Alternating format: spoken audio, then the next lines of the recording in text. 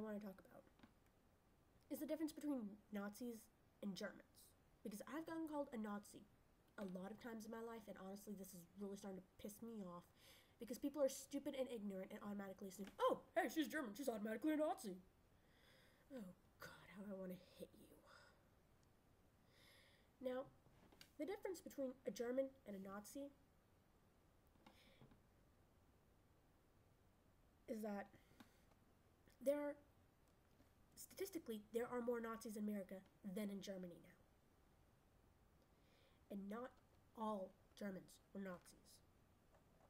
If you look at it, it was only the radicals during World War II that actually followed Hitler's beliefs and believed him.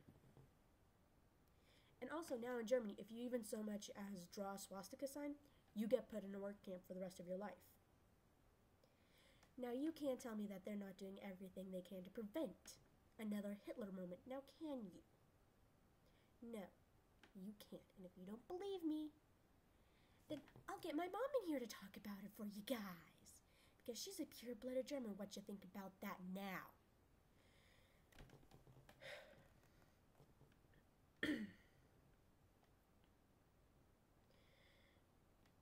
But pretty much what I'm trying to say is, if you're going to talk to me, don't make some stupid, ignorant comment or try to shove your religion down my throat, because I'm either going to ignore you or tell you to go screw yourself. Or tell you that technically the Bible is filled with more sex and violence than our everyday lives are. Yeah. Life's a bitch, isn't it? Especially when you hear the truth from a 17-year-old girl. I mean, really. If you actually read the Bible, like read it, the whole thing, you will find there's a lot more sex and violence than anything else in that little sucker. Because I was having a little friendly debate with someone over Facebook about this. And she's a Wicca too, so we honestly did not. But she's got more of an insight on this than I do. And, she's like, well, the Bible is pretty much just a context kind of thing. I mean, that's what all religions are, basically. And I was like, you know, now that I think about it, it's probably right. And if all religions are pretty much only just how you figure it, how you think of it, then why are there, like, so many people trying to shove their religion down my throat? I mean, because, yeah, I didn't suddenly wake up one morning and decide, oh, hey, I'm a Wicca today. No.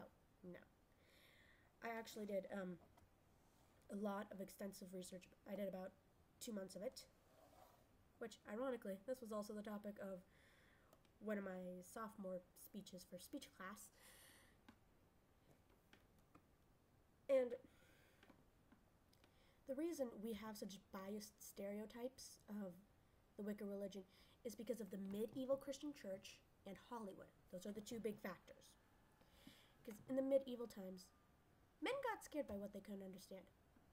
Namely, the women's menstrual cycle. And it was actually proven that in like the 1400s, most of the doctors / healers were women. Yeah. What you think about that? Now, when the medieval Christian church came into power, since they didn't understand the women's menstrual cycle, they decided to brand all practicing healers as witches, therefore bringing more business to their male doctors. You seeing a theme here so far? Excuse me. And, oh jeez. And with Hollywood, it's like just anything to make money, basically. I mean, they'd probably exploit the living. Now, I'm pretty sure that they would exploit Walt Disney's dead body if they really could. And honestly, I think with the past couple of movies Disney's done, besides Princess and the Frog and Tangled, and that new one, Brave, I'm waiting to see, Walt is probably rolling over in his grave right now thinking, oh God, what has my company come to? Yeah. And you see, with Hollywood, it's just like, oh, we'll show a couple teenage girls doing a spell, call them Wiccas. Pretty much means the same thing as witches. Honestly, yeah, not so much. Really, not really. Now, I could actually like go into detail about what Wiccas. We can be members of a clan, or we could be like solitary. I'm a solitary one because I'm really not that great with people. We basically just celebrate the cycle of the moon, and we can be experienced without the use of witchcraft in that moon cycle. Basically, what we do is we just chant in the quiet of our home during the moon cycle. We arrive at our spiritual place with our higher power or divine goddess or god or whatever you want to say, and it's still not technically witchcraft.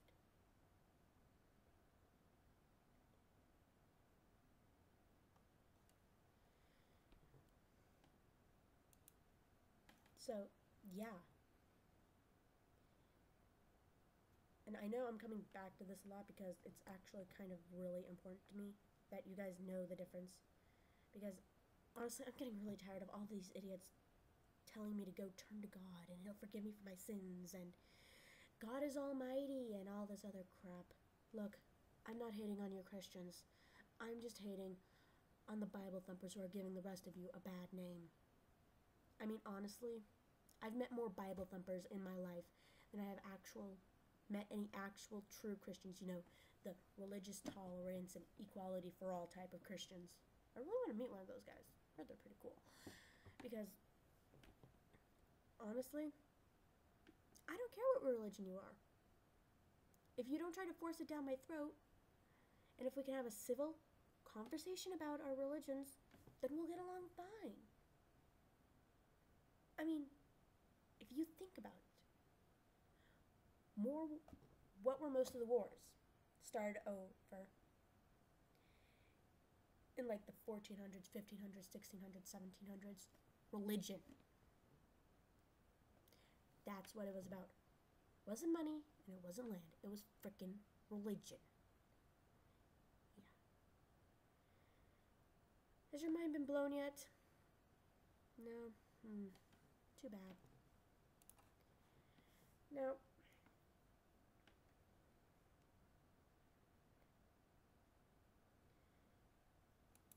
and some people also assume that paganism is the same as Wicca and witchcraft.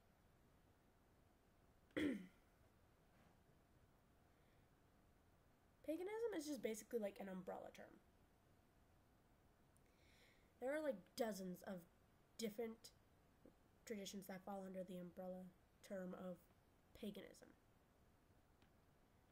While one group may do a certain practice, not everyone does it.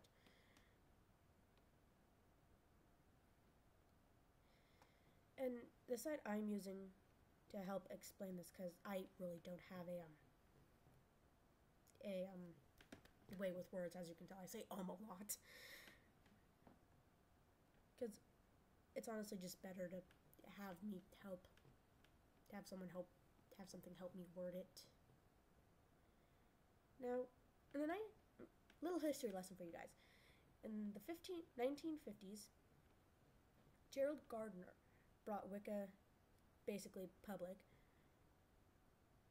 and a lot of contemporary pagans embraced the practice. Although Wicca was originally founded by Gardner, he based it upon old traditions. Now, there were still witches and pagans who were perfectly happy to continue practicing their own spiritual path without converting. And honestly, I don't blame them. To each their own.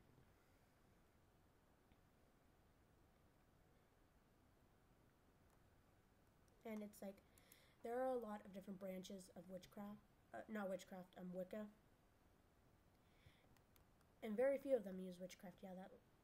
Yeah, that's how I had it worded in my head. It's just, One of them is called Dianic Wicca, and I'm actually part of that because it's more of a feminist movement than anything else. Now, a lot of people will tell you, oh, Wicca is just a feminist movement in general. No, it's not. There are actually about a pretty even ratio of men to women in the Wicca religion. And in like the 1990s, a lot of people were like scared to say, oh, I'm Wicca and all this other stuff. Like actually proudly pronounce it like I did on the internet.